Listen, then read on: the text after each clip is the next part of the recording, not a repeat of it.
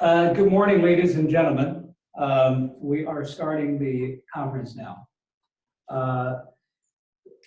The purpose of the call this morning is to learn and share the best experiences and practices from China, from our leading experts on the front line over the last 2.5 months. Now, China, as we all know, is the origins of where this virus really came from, and it was hardest to hit at the beginning. It accounted for over half of the cases, and it was 3,000 deaths. However, after 2 months of relentless fight, now we have seen the hope China could be the first country to completely contain that. As of yesterday, there were only about 11 cases, new cases. And most of them are really important. They want you to talk louder. Yeah. What? They want you to talk louder. Can you hear me? Meanwhile, there were about 1,300 were discharged from the hospital. I'm just talking about a statistic from China yesterday. So by that rate, in 10 days, there will be 0 cases. So China now finally saw the hope of completely containing the spread of this virus. Now, at the same time, our country is now embracing what appears to be an inevitable onslaught of this outbreak. And so one way to better prepare ourselves is obviously to learn from the best practices out of the front line. Now, we're very, very honored and fortunate to have with us 3 leading experts from China. They will cover from different angles of experiences and lessons learned on the front line. Dr. Peng is the director of ICU of Wuhan University and has been on that position since the beginning and still are really treating patients as we're speaking. And Dr. Cao is the vice president of a leading Beijing hospital, but it was discharged as part of the expert group to Wuhan at the beginning of the outbreak in December, and has been coordinating a national antiviral treatment policy and is the lead author of the China's manual of diagnosis and medical treatment of this disease. And Dr. Zhang is the head of the infectious disease at Fudan University Hospital. And more importantly, he has been intimately involved with the forming of public health policy mega cities such as Shanghai, and was fondly called by the people in Shanghai and indeed people in China as the gatekeeper of Shanghai. So they will each speak about 15 minutes, and they all each prepared a PPT. So those of you who have the video access, you will be able to see on your screen of their PPT while they're speaking. And we have a chance to unmute just about everybody else except the speaker, because we now have several hundred people online now. On the line today are our leading scientists, practitioners, head of hospitals, head of ICUs, infectious diseases. They represent over 100 different hospitals up and down the United States, east and west, and from the leading academic institutions, including Columbia, Harvard, University of Washington, UC system, et cetera, et cetera. And so they are literally our best hope in our country. And without further ado, I'm going to have Dr. Peng to speak first. And one note that Dr. Peng's ICU unit have treated over 100 people with COVID-19 and has achieved the lowest death rate at 20%. On average, the ICU unit death rate is about 60%. So we're really fortunate that he just came out of his work to join us. And so Dr. Peng, the floor is yours.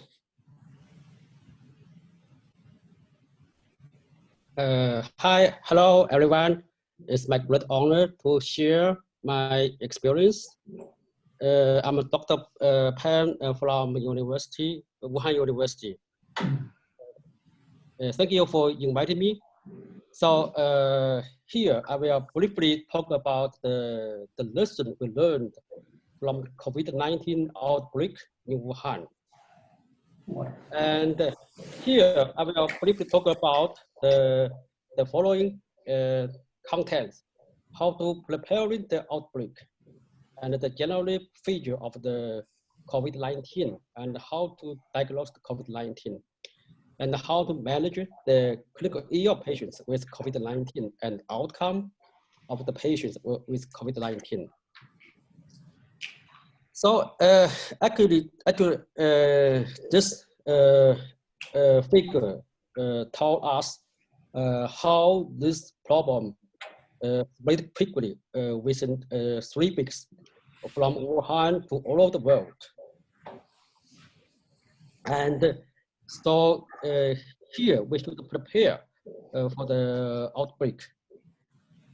So actually, in the beginning of the outbreak, the medical resource always limited. So we need to prepare first. So for the medical beds, for the ICU beds, it's always not enough. Also for the human resources, not enough, especially for the specialists, including the ICU doctors, ICU nurses, not enough.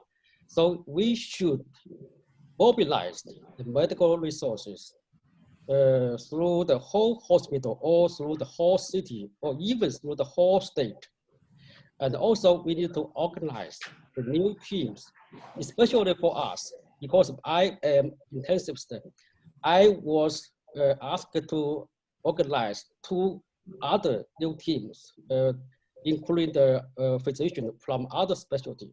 So this is very important. So at that time, we have no choice, just recruit the more physicians, more nurses to treat patients.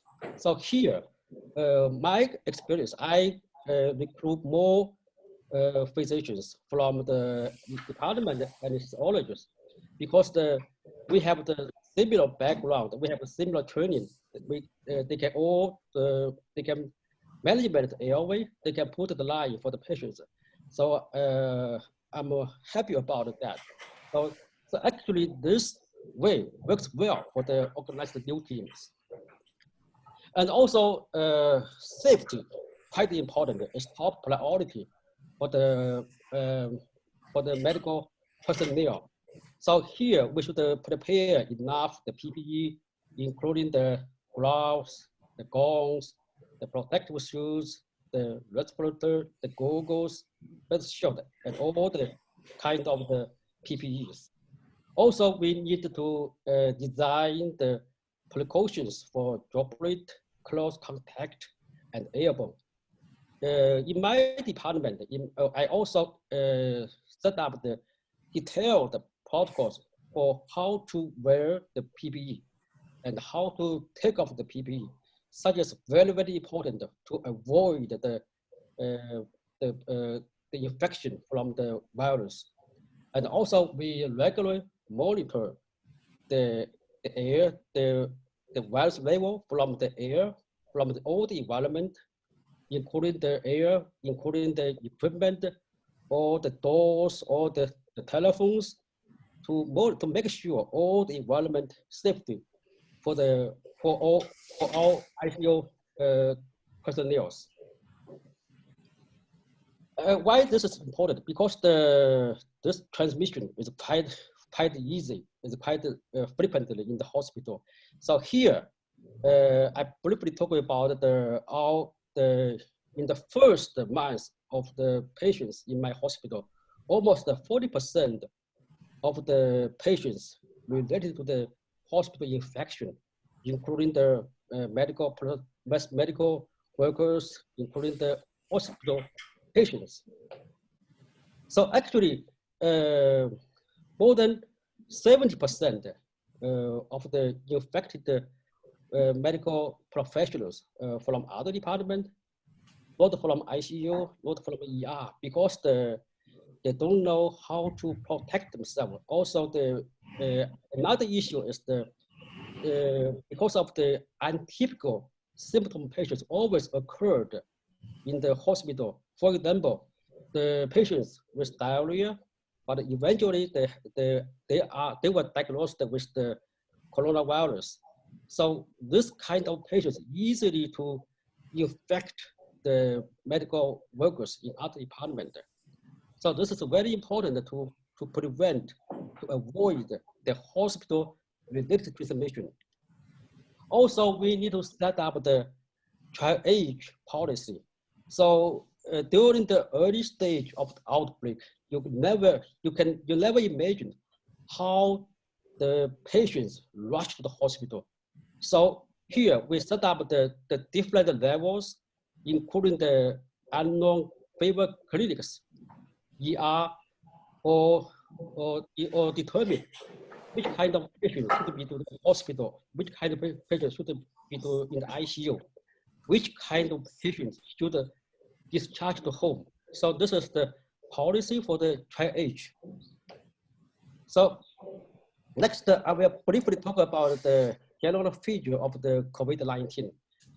So also from the patients in our hospital, almost the patients are middle-aged to old patients, and most of them complicated with the comorbidities.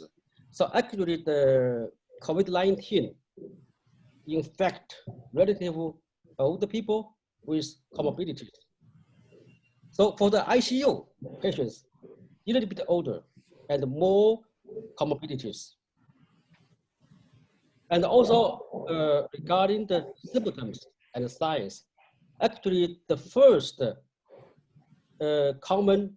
most common symptoms is fever, and then fatigue, and then dry cough, and myalgia, and dyspnea. Also, about 10% of the patients presented with diarrhea and other abdominal symptoms, and eventually developed the fever. So this kind of patients we were called atypical infection. So this patients is easily to infect the medical workers in other departments, so without any protection. So for the clinical process, actually the time from the first symptom to dyspnea, around 5 days, 7 days to hospital admission, and 8 days to ARDS. So about the lab test, so the most common problem is the lymphopenia. So for the patients in the ICU, the lymphocyte counts decreased more than that outside ICU patients. So the typical chest CT is the ground glass opacity. So actually, this is the very typical picture of the chest CT.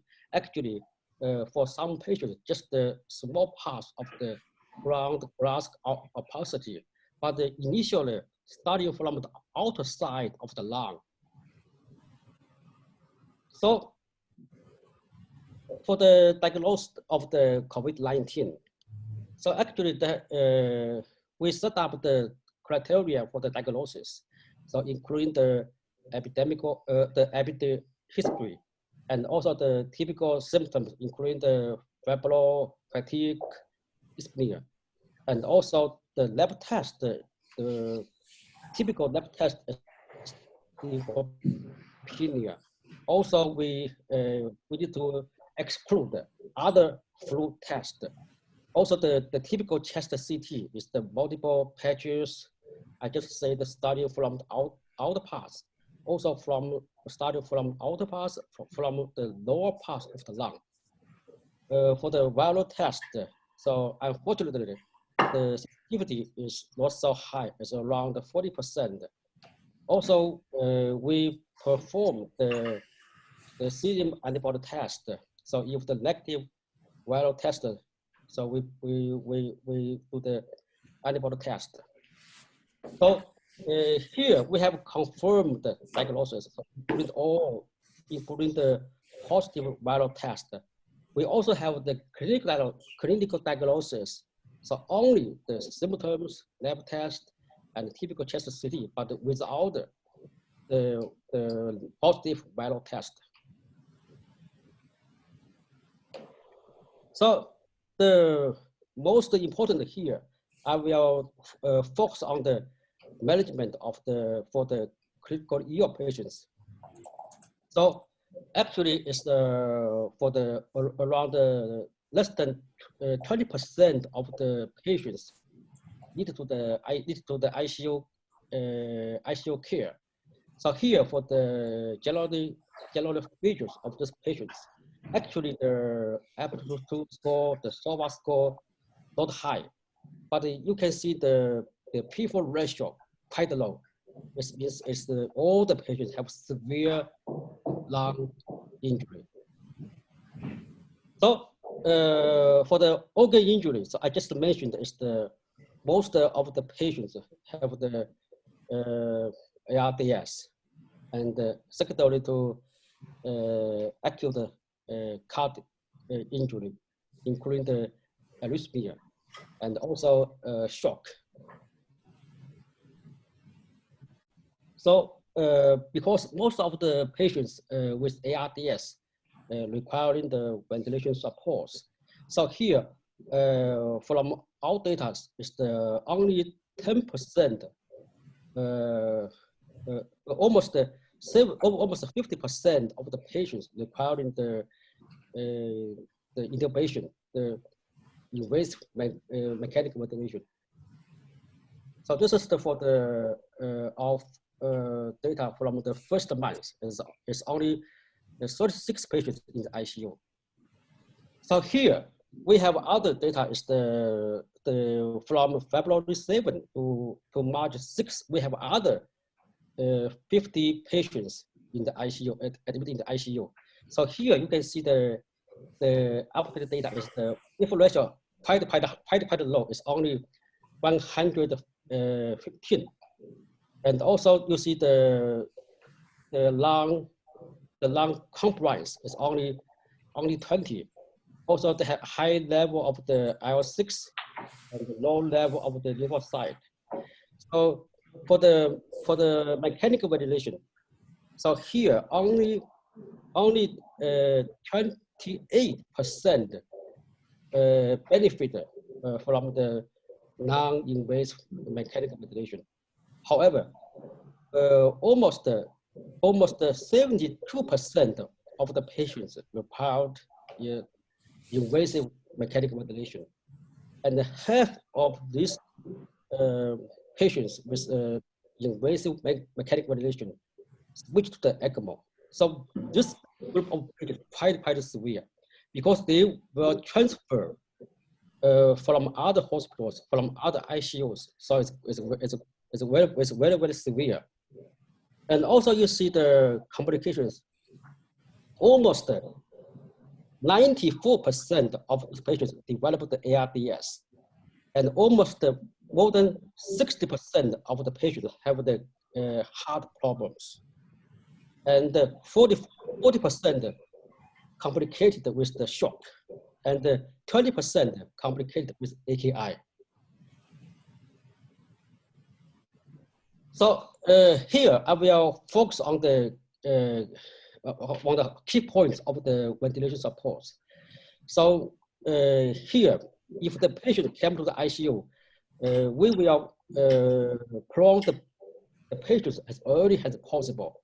And for the lung protective approach, is top priority for the patients. So we will follow the non-protective approach in order to avoid the secondary lung injury induced by the mechanical ventilation. So we evaluate the model, the parameters set frequently, and switch and change the mode if the premier mode inappropriately.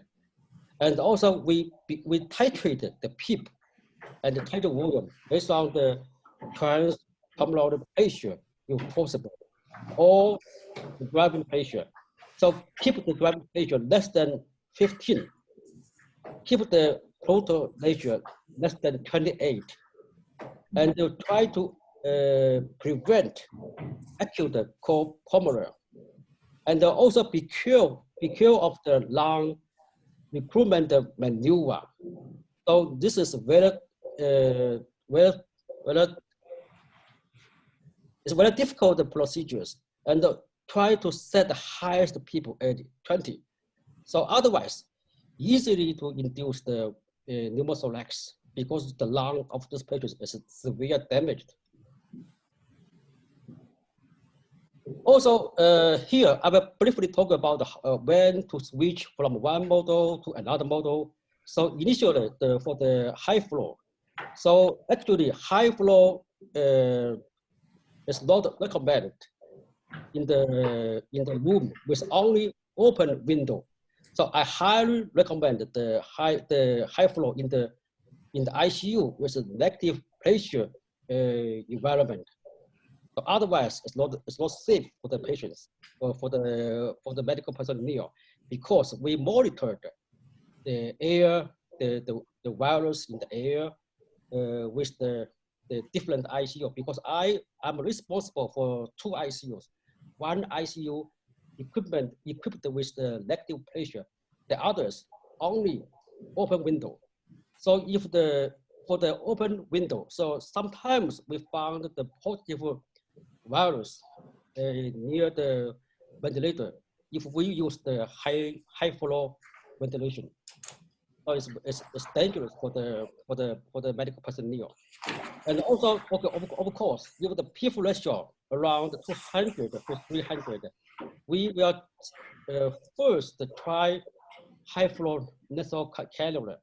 We set up the flow rate at 40 to 50 L per minute. We try for 2 hours, and we evaluate the efficacy based on the pulse, the saturation, the respiratory rate, and also we calculated the LOX. LOX is equal to the rate minus the saturation divided by the FL2. So if after 2 hours the saturation above 93%, the rate less than 25, or the LOX more than 3.8, and then continue HF the high flow. If the saturation less than 93%, the rate more than 30%, more than 30, and the LOX less than 2.8, and we stop the high flow. So if stop the high, and then go to the non-invasive ventilation. If the patient is still conscious, and we will give either the BiPAP or CPAP. So for the non-invasive ventilation, so initially the PEEP ratio is around 150 to 200. We will prefer using the non-invasive ventilation. But however, the BiPAP may worsen the lung, so should be careful about that. So we usually set at the pressure like 12 or 8 or 5, and this is the parameter we set. Only we follow for 2 hours. So if the tidal volume is less than 9 ml per kilo, okay, continue. If the tidal volume more than 12, and we will intubate the patients. We consider this mode fail for the patients. And And also, of course, for the mechanical ventilation, for the invasive mechanical ventilation, and if the PF ratio less than 150, we will prefer using invasive mechanical ventilation. So first, we need to test if the lung recruitment maneuver is okay or not. So I just said set the highest PF around 20. So if not available, if the ground pressure more than 15, so then we will paralyze the patients and with the prone position. So also, we always follow the lung price. If the lung price going down, which indicate poor prognosis, and then probably we need to do another, we will go into another mode, such as the ECMO. So if the circulation, the PF ratio less than 150, the total pressure more than 35, they have the hypocapnia, and then we will go to the ECMO.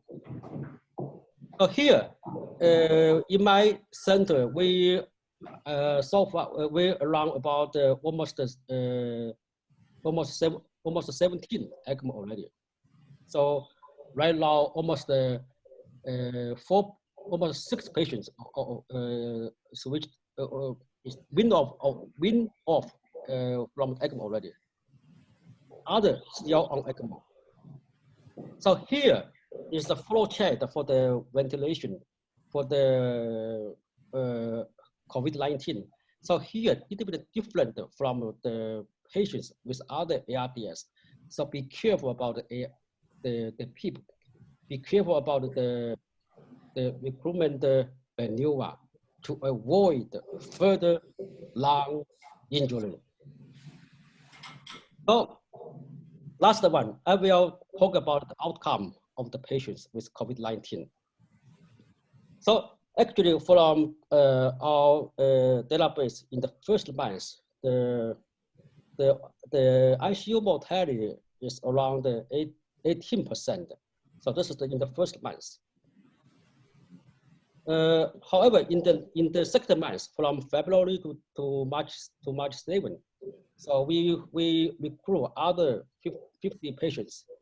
So I just mentioned this kind of patient is quite severe, and I think the predicted overall ICU mortality is around 25 to 30%. So here I also analyzed the relationship between survivors and lung survivors. So here you will see the figure. The red line is the lung survivors. So the lung survivors is always with the high level of the white blood count, neutrophil counts, and the lower lymphocytes, and higher the dimer, higher urea level, and higher creatinine level. So, so this is about the patients in the ICU. We compare the survivors and the lung survivors. So here, including all the vital signs, including the heart rate, blood pressure, the PF ratio, the PEEP, the vessel pressure, and so on. So here, the yellow line is the lung survivors. So you can see the lung survivors always with the persistent hypercapnia and persistent lung injury and persistent fast heart rate, tachycardia, and also persistent high dose of the muscle relaxants and persistent high dose of the vessel pressures. So here we also compare the parameters in the ICU admission. So here we find the lung compromise, the lung compromise. The lung compromise is the predictor level for the ICU outcome. So if the lung compromise is too low, the patient will complicate with the poor outcome. So conclusion. So the preparation of for the outbreak of the COVID-19 is quite important, as the medical resources always limited. So the transmission was frequently, and also with the hospital-related infection, and atypical patients were probably the main source of the transmission. Critical ill patients to be older with comorbidities, specific symptoms, and other abnormalities. So titrating the models parameters of the ventilation supports with non-protective approach is quite important. The most common complications was ARDS, arrhythmia, and septic shock. So almost 70% of the patients need invasive ventilation. The lung compliance at the ICU admission and the persistently elevated hypocapnia predict poor outcome. Thank you for your attention. Thank you for your support. Thank you, Dr. Peng. As we can see, those experiences are full of really technical know-hows. The different implication of those means life and death. The reason his ICU keep getting more patients is because they have achieved the lowest death rate at 20% before more critical ill patients were transformed there. And as we are preparing, those experiences would really mean a great deal to the people who will face that. And all of the presentations will be made available to everybody and will be disseminated to as widely as possible. And if you can, please send your email to Himalaya. Sure. I will. Yeah. Yes. And I will also try to facilitate a way of direct questioning to Dr. Peng. We have several questions. By the way, if you do have questions, please send it to himalaya@himcap.com. And we'll go to that question later. And after this one, we will also facilitate an ongoing discussion and sharing of experiences for those who really need it at the front line. Next, we will have Dr. Cao. Dr. Cao boasts the frontline experiences in charge of one of the hospital in Wuhan's medical treatment diagnosis, as also a lead author of China's manual of diagnosis and antiviral treatment. He and his team have co-authored 2 articles that currently I think is top 4 at Lancet magazine. So Dr. Cao, the floor is yours. Thanks for the opportunity. Can you share the screen? Yeah, we're sharing it. Okay. Yes. No. Sorry, I cannot see my slide, please. It's on. The line is on. It's on. Okay. Yeah, it's fine. Okay. It's the great. Can anybody hear? The voice seems to be low. Everybody else has the problem? Can you hear me? It's very low. It's very, very low. Okay. Can you see that again? Dr. Cao, can you speak a little bit louder? Thank you. Yeah, can you hear me? It's okay. Yeah, we can continue, but it's really unusually low. I don't know why. But when we prepare for at the beginning, you said that the voice is loud, but now it's low. I don't know what the reason. So I Well, you can't hear you. Yeah, turn it up. It's okay. Okay. I'll try to speak louder. Yeah. Oh, better now. Okay. Thank you. I'm a pulmonologist working in China, Japan Friendship Hospital, but from December 31st, I have been working here in Wuhan. So as the chair introduced me, that I'm the author. Yes, draft the Chinese guideline of diagnosis or treatment of COVID-19. We drafted the first version as early as January 1st, and now we have updated the guideline to the 7th version. And the next, please. Okay, my group has published 2 original papers in the journal Lancet, and you can find from the website of Lancet the most read papers that we are listed the top 2 of the 4, but the other 4 are editorial or comment. These paper, our paper are the original article.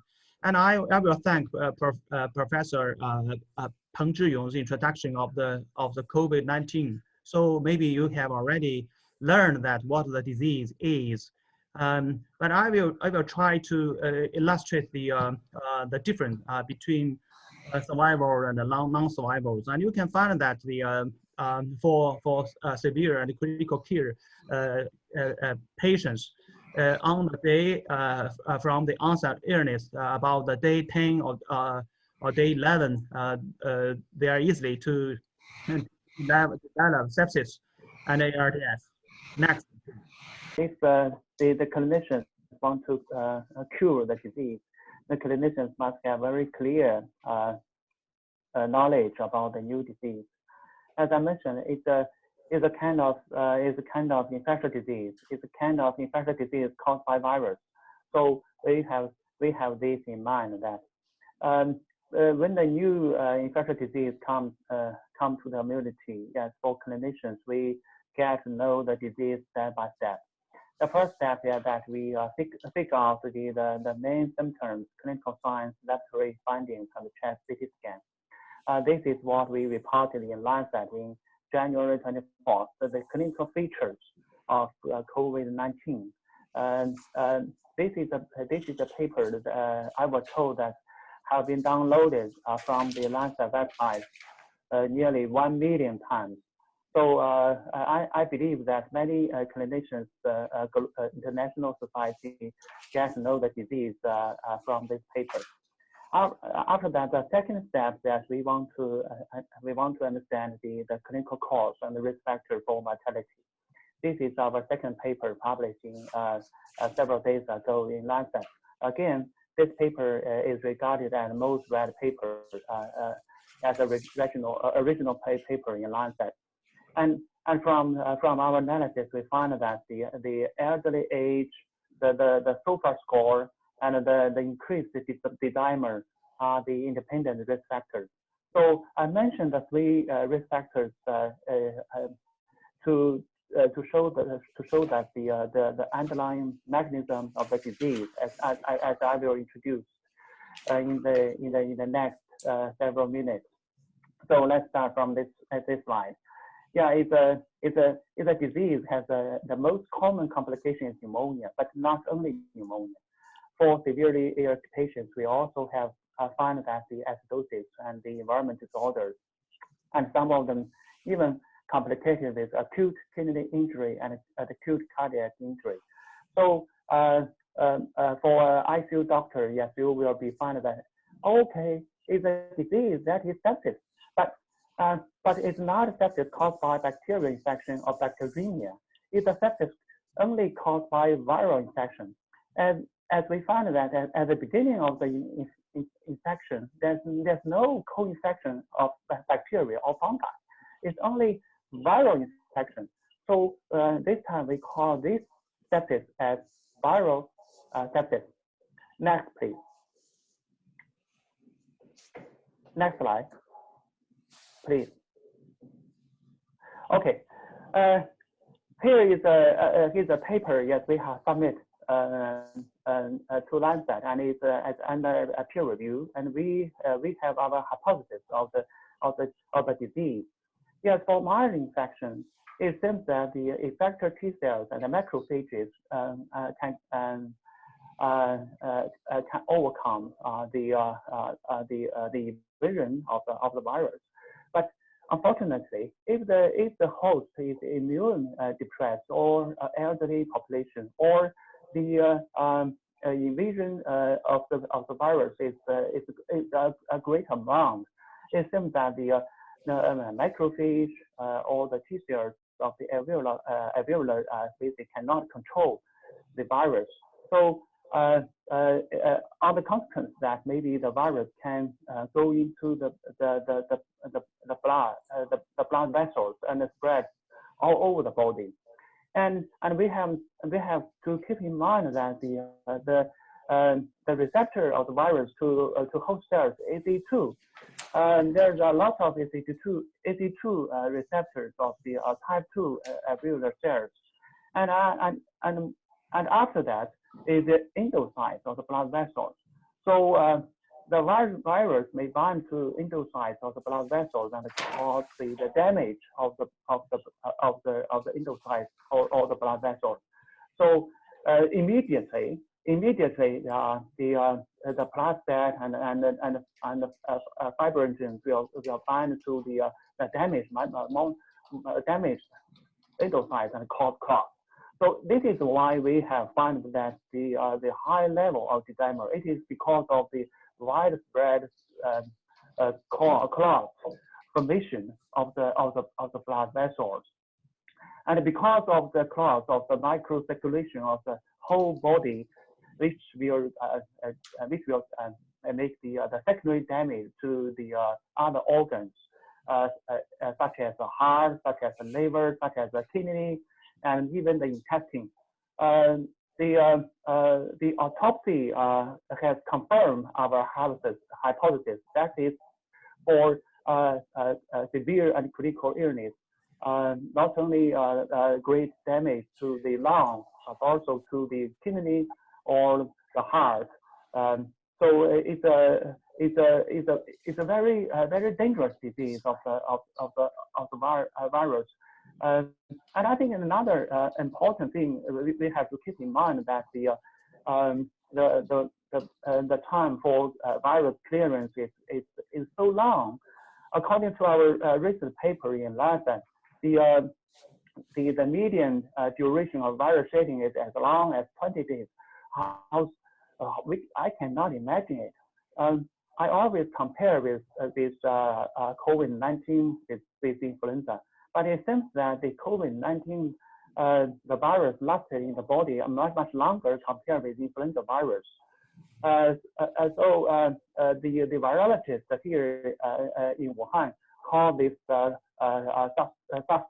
coronavirus 2 is a nutty virus. It is nutty virus. So it is because of the virus can cause severe damage to the organs, including the lungs, the heart, the kidney. But for another story, that the virus would not like to leave the body. The virus itself likes to stay in the body and to cause the long-term damage to the whole cells and even the organs. So we call the virus nutty virus. And next slide, please. Here's the pathology findings, yes, publishing in Lancet RM, and we can find that the viral particle. But I'm sorry that I have not shown the electron microscopy. But if you can see from under the electron microscopy, there are a lot of viral particles in the alveolar spaces and interstitial lung tissues. And we also find that the viral RNA can be detected not only in respiratory specimens, but also from the feces, anal swab, or even blood, or even urine. So it is a story of the nasty virus. And the primary pathology shows that there are diffuse airway damage with the formation of hyaline membranes. If we look at the inflammatory cells in the lungs of the COVID-19, it is monocytes and macrophages.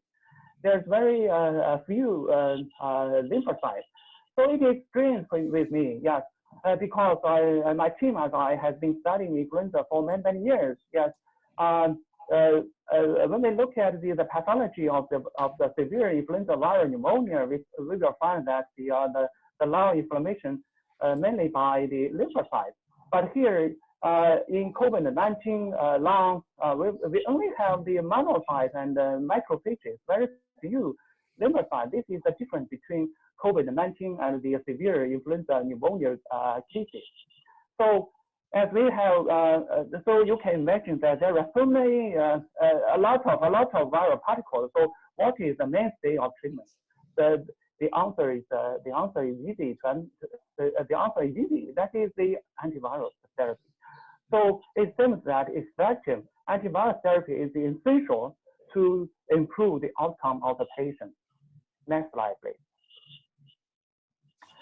But unfortunately, so far, there's no specific antivirus against SARS, COVID-2 has been proved. But I will share you the story that our team has been leading 3 prospective randomized controlled trials. One trial is the lopinavir, ritonavir monotherapy with versus the standard therapy. We call this trial Lotus China trial. Yes, you may understand that Lotus is famous here in China, and we use this name here to have a vision that the Chinese people can overcome the disease very soon. And the good news that we have completed this trial, and the paper is submitted, and the revision of the paper is under peer review. And I'm sure that all of you will read the paper as early as next week. And we also leading 2 remdesivir trials. First, we call the CAP China remdesivir 1, mainly for the mild moderate pneumonia. This trial is ongoing. The third trial is CAP China remdesivir 2. This trial is a severe critical pneumonia patient, and also this trial is also ongoing now. So maybe next month, yes, all of the clinicians will maybe read our results of remdesivir 2 trial, but unfortunately, because it is a prospective placebo-controlled double-blind trial, I cannot share with you the details of the trial. So very sorry about it. Next slide, please. Yeah, the virus is not only the only story. Yeah, when we look at the pathology, when we look at the cytokines, we can find that for severe cases or critically ill patients, there is really a story of dysregulated host immune response. The last part of the slide is the data yes we published in the first Lancet paper, and in this paper we have carefully monitored the cytokines and chemokines of the patient, and we can find that compared with healthy control, the COVID-19 has the elevated cytokines and chemokines, including AR1 beta, AR6, GCSF, IP10, and MCT1. So maybe you can understand there is a really cytokine storm of the critically ill patients. And the right part is that I will show you the lymphopenia. Compared with survivals, the non-survivals have the very low lymphocytes, even as low as 400. But for survival, during the course of the illness, we will find that at the beginning also there is lymphopenia, but if the patient successfully recovers, there is an increase of the lymphocytes as high as 1,500 and so on. So you may understand that maybe except for the antiviral, there is a host-directed therapy might be an option. Yes, in China, yes, the other clinicians have already tried corticosteroids, but there is a controversy of the use of corticosteroids. Yes, because of the limited time, I cannot show you the details of how Chinese clinicians use corticosteroids, the indication and the contraindications, and I'm leading a committee effort, yes, to publish expert consensus in Chinese journals, and I believe that many Wuhan doctors follow our guidelines. And another choice is the convalescent plasma, and our team working together with another co-PI, yes, we have conducted a randomized control trials of convalescence versus the standard therapy. But at this time, I cannot tell you the efficacy of the convalescent plasma. But the good news is that the patients will tolerate convalescent plasma very well. So now we have tested no more than 100 cases, but I believe that our data will have you more confidence, yes, to use convalescent plasma. And the third is that IL-6 antibody, IL-6 receptor antibody, and there's a clinical trial ongoing with the one arm investigating the accuracy and the safety of the IL-6 receptor antibody. But at this time, it's too early to give you the definite results of the antibodies. Please, next slide, please. I think another story of the mechanism of the disease is the coagulation. It is so common that we find the abnormal coagulation of the severe COVID-19. You can find that from the figure that compared with the survivals, the non-survivals have the rapid increase of the dimer, and I have told you in our second Lancet paper that the increase the dimer is an independent risk for the mortality.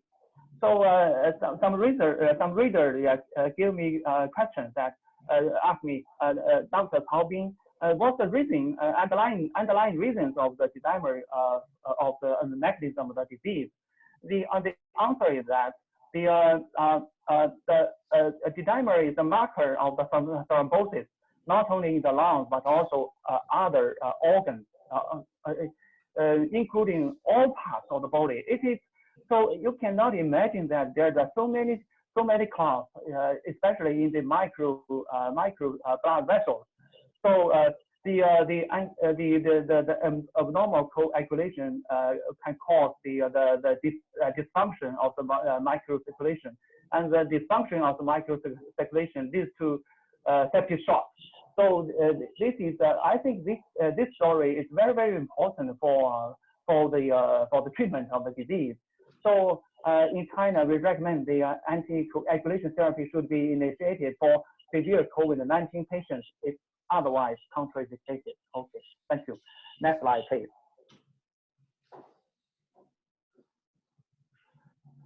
As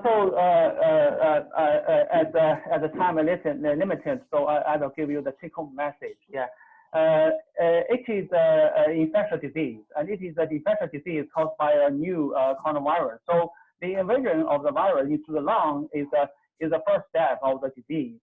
I believe that more intensive surveillance or individually therapeutic approach is needed for severe cases. And I believe that early use of effective antivirals and measures to restore the immune response, as well as the supportive care, are very, very important to improve the outcome of the patient. Next slide. So I will appreciate all our co-operators in Wuhan City and Fred Hayden from University of Virginia and Professor Peter Hobby from Oxford University. And I also appreciate the support from WHO and the National Science Foundation of China. At last, I will share with you a picture of my colleagues. Yes, although they wear the mask, but we can clearly find their happiness because these guys have just finished ECMO and the IABP for patients with COVID-19 complicated with myocardial infarction.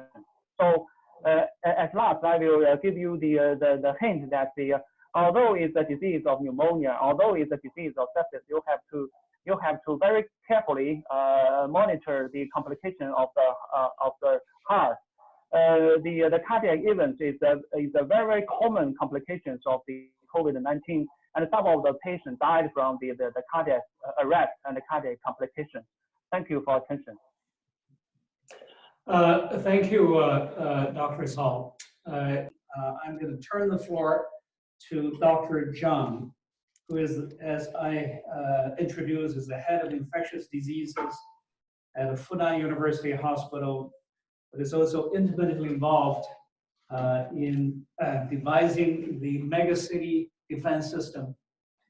At the outset of this outbreak, most optimistic projected that Shanghai, of 30 million people, would have a minimum of 80,000 infections to as high as perhaps 800,000 cases. But the result is, through very carefully devised a plan and strict implementation, as of today, there are only slight over 300 cases and only 2 deaths. And so Dr. Zhang is going to share with how that is accomplished. The floor is yours. Okay. Thank you,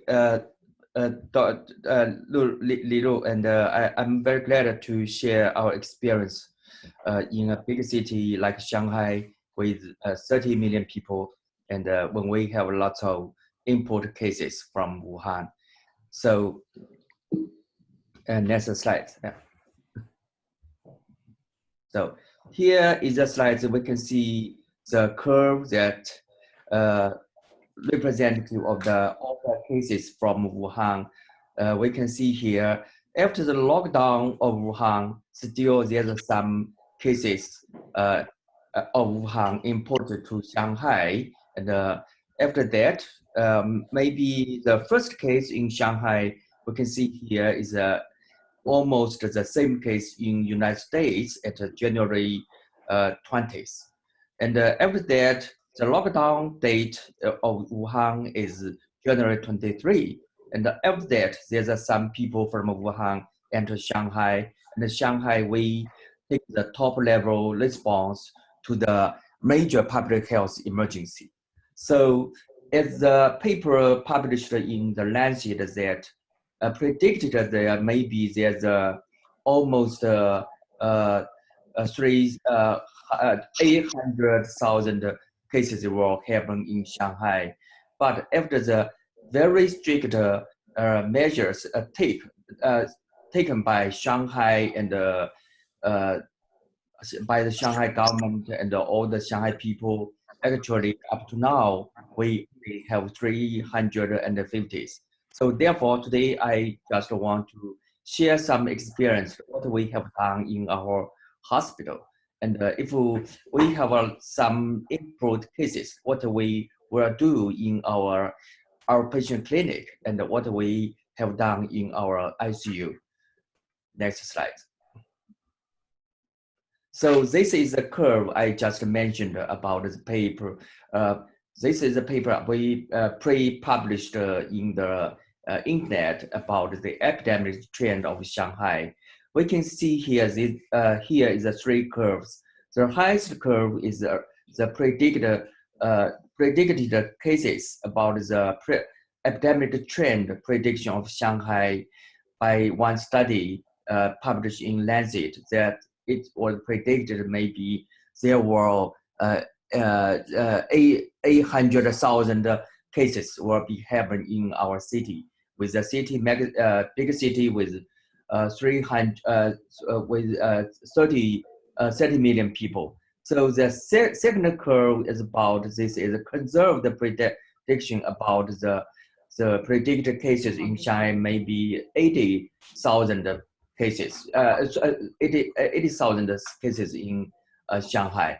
But actually, lastly, we can see that only 350 cases in our city. So actually, we just want to share some experience, what we have done in our hospital and all the hospitals in Shanghai to stop the transmission of the cases among the peoples among the populations in Shanghai, and also we stop the transmission of the disease in our hospitals. Next slide. So actually, we take a lot of measures by the government and also by our colleagues in hospitals in the very early stage of the epidemics. The population traveling or to live in Shanghai has significantly decreased by approximately 50% after we take the very top response to the public health emergency. And all gathering activities and most of the recreational sites, including restaurants, theaters, and etc., were closed during the first several weeks after we take the emergency. So Shanghai extended the Spring Festival holidays to 17 days from January 24th until February 9th to minimize the possible infections from patients in their incubation period. So all citizens were encouraged to stay at home unless for unnecessary working, shopping, or medical treatment. So actually, in the very early stage of the epidemics, all the city slowed down. During the 2 weeks of the first stage of this epidemics, actually, so all the population in Shanghai slowed down, stay at home, and all the hospitals now work for finding the cases and quarantining the cases. This is what we have done in our city. So next slide. So, we can see what we have done in our city about all the measures we take in the medical and the health control of the disease. Shanghai, this city, we opened 110 designated fever clinics. So all the designated fever clinics was published in the internet for all the population in Shanghai. If they have fever or any symptoms related with the disease, they can find the nearest site for the checking and diagnosing the disease. All the patients who met one epidemiological criteria in the very early stage, we just think that if the person came from Wuhan, we can see that this is the epidemiological criteria matched. And if the patient has the one other clinical relevant symptoms, just like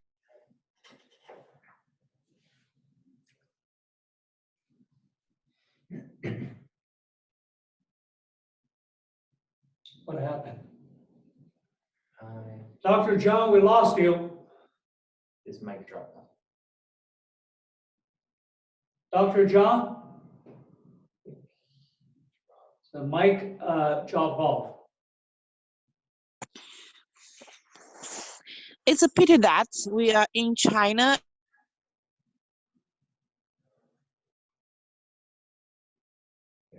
Is it coming back? He's coming back. Yeah. Okay. Yes. Dr. Zhang, you're coming back? Yes. Oh, I'm good. back. Okay, continue. Okay, please one slide back. Go back. One slide. Go back. Yeah. Yes, we can see here.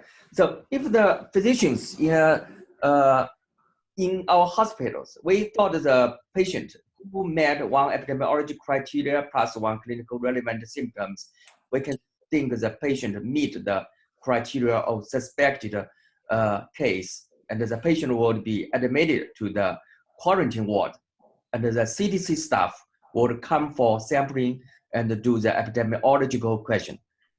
So if the nucleic acid test turn out the positive, all the patients were enrolled into the designated hospital in Shanghai. So in Shanghai, we aggregate all the medical force in one designated hospital in outside of the city. So actually, I am the chairman of the expert committee. I always stay in the designated hospital for almost 2 months. So recently, we almost cured 95% of the patients. Now still we have 5 patients who are very critical air, now still stay in the hospitals. So next slide. So this is the case. So what one of the hospital in Shanghai, this is the Huashan Hospital in Shanghai, a very big hospitals with almost 2,000 beds in this hospital. These hospitals, I am the head of the ID department of these hospitals. So I just give the case about how to do the screening the cases in the in a comprehensive hospital with lots of beds. We can see here, this is COVID positive cases. So in these hospitals on for the suspected cases, totally 53 in these hospitals. We can find that in all the suspected cases, 20 cases were COVID-19 positive, and COVID-19 negative cases we can see here in totally 33. So we can see here some symptoms including the fever, dry cough, diarrhea, fatigue, headache, vomiting, and anything else. Of course, there's something also neutrophil count very low, and lymphopenia also we can see in these patients. Next slide. So I just want to introduce what we have done for the diagnosis of this disease. We actually in the comprehensive hospital, we will use all we can do for the patient. We do the chest CT, the virus RT-PCR, and meanwhile, we will do the multiplex PCR to screen out the flu and the other virus during the COVID epidemic stage. We can see here in the laboratory confirmed cases here, we can see here, if we use the CT scan, of course, since the sensitive rate is very high, but however, if we do the PCR, actually the sensitivity is not so high. But actually, only 70% of the people, if they do the first time to do the PCR, the positive rate, the sensitive rate is only 70%. But if we do the second time for the people with the PCR, we can find the remaining negative patients. It can be ruled out. Just we can find out. We can increase the sensitivity. So if the patient was highly suspected of the COVID disease, we will do the next generation sequencing for the patient. We can see here, if we do the next generation sequencing, we can find all the patients out. So therefore, in all the patients we screen in our hospital, we can find that the sensitivity of the real-time PCR sometimes are not so sensitive as 100% percentage. If we do more, we can find all the patients out. So therefore, we can find there's some co-infection cure within these confirmed cases. Next slide. So we can see here there's some graph about the left the circle is representative of the non-COVID cases.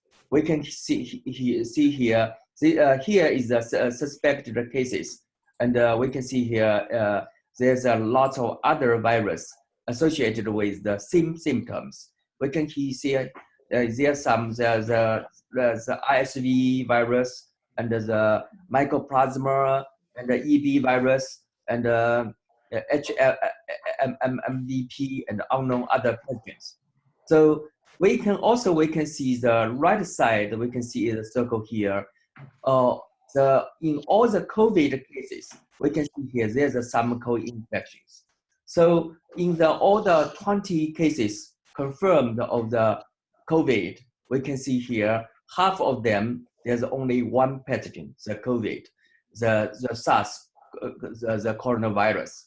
But in the remaining 11 COVID cases, we can find there's some co-infections, including the influenza, Haemophilus paranoid influenza, and also the flu and the respiratory, the ISV and the Candida, and all other the rhinovirus. So we can see here, if we just take the multiple plex PCR, if sometimes we can find it is caused by the flu, but if we during the epidemic stage, actually, if the patient has the epidemiology clue, actually we can find that some of the patients there are co-infections. Therefore, for the patient who is positive for flu, I think it's not enough to rule out the coronavirus. Why we are so afraid of the coronavirus in our hospital? Because we are afraid of the hospital-acquired infection. We are afraid of the transmission in our hospitals. Next slide. So how about if we just take the CT scan as the criteria for diagnosing the disease? We think that's not enough. We can see here the upline. We can see here there's some CT scans. All these cases are caused by the COVID.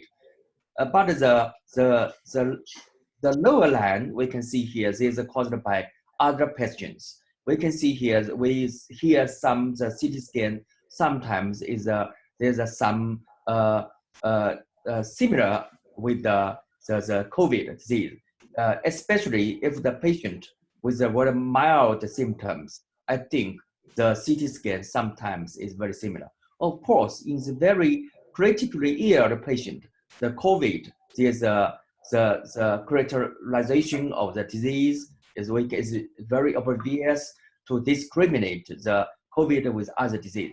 But if in the very mild disease, I think it's not so obviously to discriminate the COVID with the other disease. Just like we can see here, RSV infection, mycoplasma, parainfluenza virus.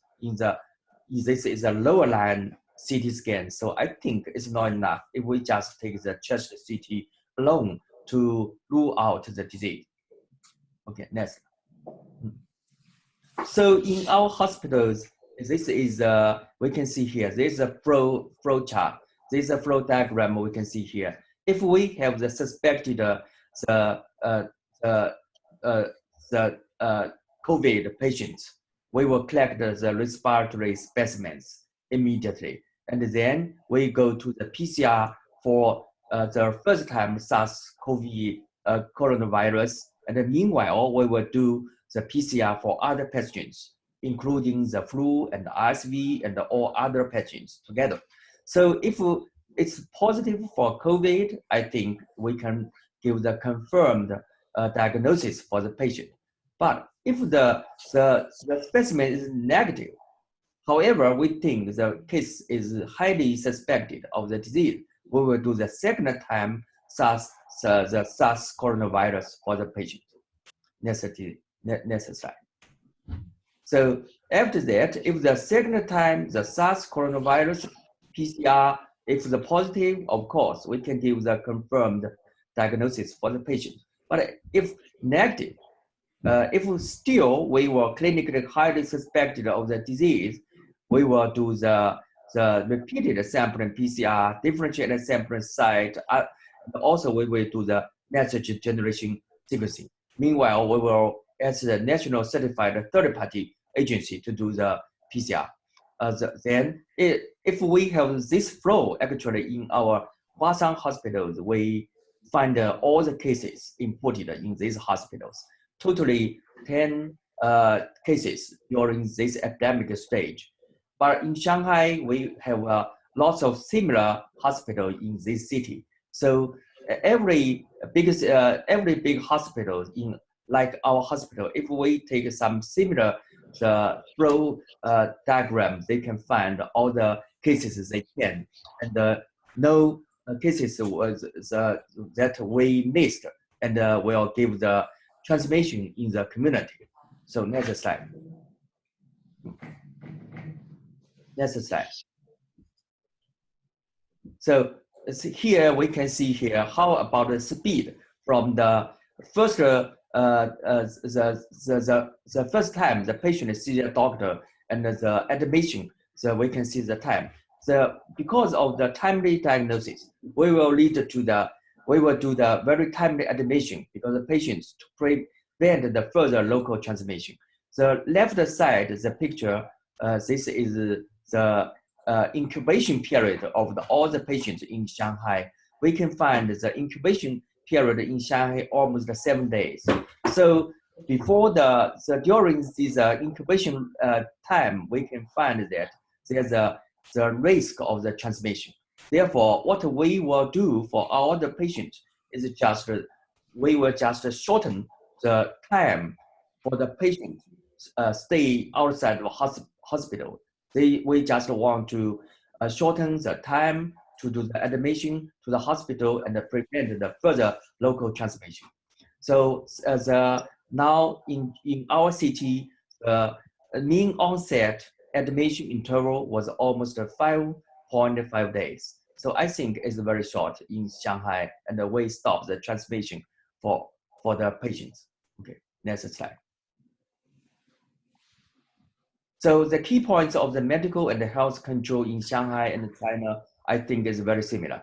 All the suspected patients should be tested at least twice by CDC. All nuclear tests and treatment are free. All diagnosed patients should be admitted to the designated hospital. We just want to stop the transmission during the hospital in other hospitals. So in Shanghai, we just have one designated hospital. So it's very easy for us to manage all the patients and to stop the transmission of the patients in the hospitals. All the close contacts of the diagnosed patients were traced and quarantined for 14 days. So all close contacts of the diagnosed patients received the PCR test to rule out the real case. Next slide. So we can see here, this graph is a little complicated, but actually we can find all the cases in Shanghai. Here we can see the red bar stands for all the cases imported. The green bar here, we can see here, these are all the cases that happened in the community. So just means the local cases. So here we can find it here in Shanghai during the 2 months after the lockdown of Wuhan. We can see here all the cases we found in Shanghai, most of them just the import cases. And the community transmitted, the local case, the green bar, is not so high. Therefore, we stop the local circulation of the disease. I think this is the most important strategy that we can take. The very quick detection of the case, and very quick to quarantine the case, and quarantine and trace the house contacts, and then we stop the circulation of the disease during our community. As on the other side, we can see next slides. Here, in next slides. Next slide. Here, we just is the. Please go back. Here, this graph is a picture about epidemiology, what happened in Italy. We just as a comparison. We can see here that Italy now all the population in Italy now is 60 million in the whole country. So just twice the whole population in Shanghai.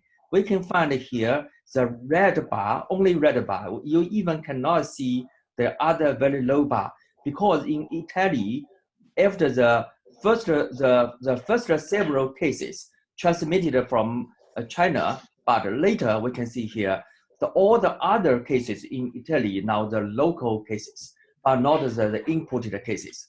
So I think the key to stop the disease spreading is very, very important.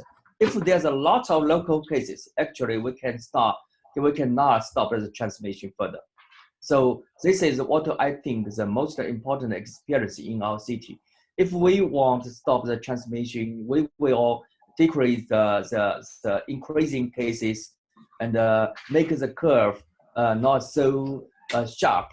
I think the only way that we can do is to do the good diagnosis, very quick diagnosis. I think it's very, very important. Okay, next slide. So here is the control of the transmission. We can see here there's some curve. The first curve, the very highest curve, is about the Hubei province, the Wuhan province, the real curve. So outbreak and lots of transmission during the population, during the community, and lastly, and we can find out almost there are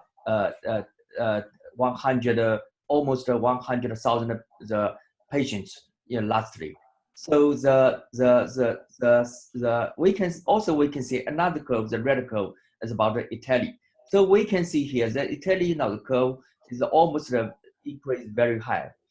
The lowest curve is Shanghai. Up to now we still keep the 300 cases. So therefore, I think if we do not do the very quick and immediate diagnosis for the patient, if the patient stay outside of hospitals for very long duration, actually the outbreak in the community, it cannot be avoided. So lastly, I think there should be a lot of cases. Of course, during all the among all the large populations infected with the disease, actually 10% or the 20% will be very severe. If the hospital is not enough, the beds is not enough for the severe cases, I think is very dangerous. Now next slide. So this slide is the death cases. So the curve of the Wuhan, we can see here, is very high. Is the first curve, the very highest curve. The second curve now is Italy. So recently, the death cases in Italy is very high. I think this is because of lots of very severe cases now was found because in the lots of population infected with the patients. So actually, I am afraid that if there are lots of cases infected with this disease, we cannot stop the transmission. And lastly, in the end, we will find lots of severe cases. So I think we will not have very enough ICU beds for help with these cases. So the lowest curve is Shanghai. Actually, lastly in Shanghai, we just have 30 cases very severe.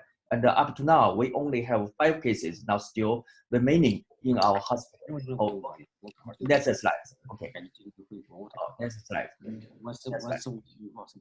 Okay, I will give some conclusions. So according to our experience, we will find that there are some supporting reasons for Shanghai management. If not controlled at a very early stage, I think the medical resources, especially the ICU resources, might in the end face severe shortage and causing sharp rising of mortality rate. The percentage of severe cases of COVID in China now almost around 10 to 20%. In Wuhan city, without effective control in the very early stage, we can see that there are 5,000 critically ill patients right now in Wuhan. Right now, we still have 5,000 in this city. So it's a very huge disease burden. Now, on the contrary, only 5 critically ill patients in Shanghai today. So I think that if we give the early stage control of the disease, we will have the brilliant future. Okay, next slide. So, however, if the pandemic is failed to be controlled globally, how will we cope with the COVID? I think this is still a question. Management is similar to that of the seasonal flu. I think maybe that's not so similar. Those when was the vaccine come out? I don't know. How to balance between the epidemic control to avoid the medical or especially the ICU resources shortage and the social vitality. So it's really very difficult to give the balance. In the end, each country and every state should adapt to its own suitable methods. Okay, this is all the experience I share with you. Thank you very much. Thank you, Dr. Zhang. There is a real good reason why you are called the gatekeeper of Shanghai. The experiences of Shanghai and the experiences of Wuhan offers two starkly contrasting experiences about how public health policy response would lead to dramatically different results. The death rate in Shanghai and compare with Wuhan, there's about 10 times difference. By the way, the rest of the country outside of Hubei province have a very similar experiences as Shanghai. Beijing and the rest of the other megacities, Guangdong, Zhejiang, all had very, very similar experiences. And so what we discussed here in Shanghai is not alone. It complied to the rest of the country outside of Hubei. And now, unfortunately, the Italian experiences are following very closely to that of the Wuhan city. The death rate is now above 5%, I think it's 6-7% approaching. And we don't see any signs of abating. It's worth noting that all three doctors are still working on the front line, and they took their valuable time from their rest to be with us. It's now about 11, 12 o'clock over there in China, and they've been seeing patients the whole day already. And all three have took care and time to really put presentation in English to make it easy for our audience. So on behalf of everybody, we still have several hundred doctors online. I want to express our deep, heartfelt thanks to all of you, and particularly for what you have contributed to the collective knowledge about this virus and to what you have done to protect the people over there. We hope all the experiences you shared here would help us as we're embracing a battle to protect our people here. And as we can see that in this virus, we have now found a real worthy adversary. It is at least 10 times more lethal than flu, and it is more clever in the sense it is both fatal as well as infectious. And at the same time, it attacks both the lung, such as SARS, but also it severely damaged our immune system, the same way that HIV does. This could really be with us for a while. We have received numerous questions that cover from general topics as well as a specific technical in nature. What we will do is to organize all of the questions and send it to the three doctors. And we will have our team to have separate interviews with all three doctors, record their answers and disseminate it both in video recording, audio recording, as well as text to all of the people who wish to receive them. And please do write to us at Himalaya@hemcap.com. If we have learned anything from Chinese experiences, it seems to me has boiled down to three broad categories. Number one, aggressive testing, aggressive tracking, to track down every single one get infected, using either technology or strong administrative measures, so that we have a real sense of who they are, where they're located, and therefore to prepare where the inevitable outbreak is going to be. Number two, to differentiate the treatment of people who are in danger of being infected, who are infected, who have mild syndrome and who have severe or critical symptoms, to have a differentiated treatment of all of them, from quarantine, home, to shelter, using gymnasium, sports stadiums, hotels, etc., to a hospital bed and critical care. Number 3, to have robust reserve for the critical care hospital bed. That in early days of Wuhan, that is ill prepared, which resulted in a large number of deaths, which now we see a repeat in Italy. Pretty soon, that China has mobilized resources from all over the China to really send to Wuhan. Altogether, 42,000 doctors and nurses from all over China were sent to Wuhan to fortress the defense. And Dr. Cao is a fine example of all those people who have been stationed there since 2 months ago. And so to really achieve where they are is not easy. It may not be repeated in other countries, depends on the social structures of different culture and different society.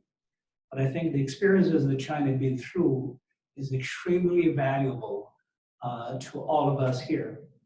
Unfortunately, due to all sorts of different reasons, ideological, etc., that those 2 months of experiences, valuable experiences, are largely lost in America and in the West broadly.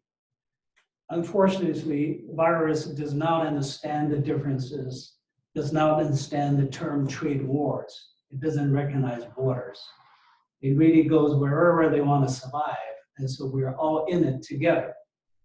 And so we will continue as long as people find it valuable to share those experiences and learnings out of this enormous fight that China has put together, and all those tremendous work done, represented by those 3 great hero doctors in my own mind and in the mind of a lot of people. And so we will continue to do that. Now it's about an hour and a half now, so we're coming to the end. A lot of people might have other plans, but I assure you that I will put everything in video, audio, text format, and disseminate to all of you if you wish to receive them. And we will follow up with all the answers and record all the answers for the questions that have been posed to us from the 3 doctors with their permission. And again, distribute it back. And here I want to recognize lots of the volunteers that have really made this available. From the very beginning of the Wuhan outbreak, we have organized a volunteer group, 2020 Helping Wuhan. And about a week ago, we have formed another volunteer group called 2020 Helping Seattle, broadly United States. And many people have played a critical roles in there. I won't recognize one by one, except that together now we have resources that covers many different fields to make sure at the beginning to disseminate those vital learnings and experiences into the United States as fast as possible. I will come and invite everyone who wants to join the effort to come together. Together, let's really do the best we can to protect our community, our family, our cities, our state, and our country. For that, I want to thank everyone again for participating, for what you have done, for what you have contributed. And I thank everybody. We have several hundred people from all over the country, from all the important institutions, medical hospitals, medical schools, that together we truly represent the best of hope for our country. And we would love to help and work together in the days and the weeks to come. So thank you and we'll resume soon. Bye-bye.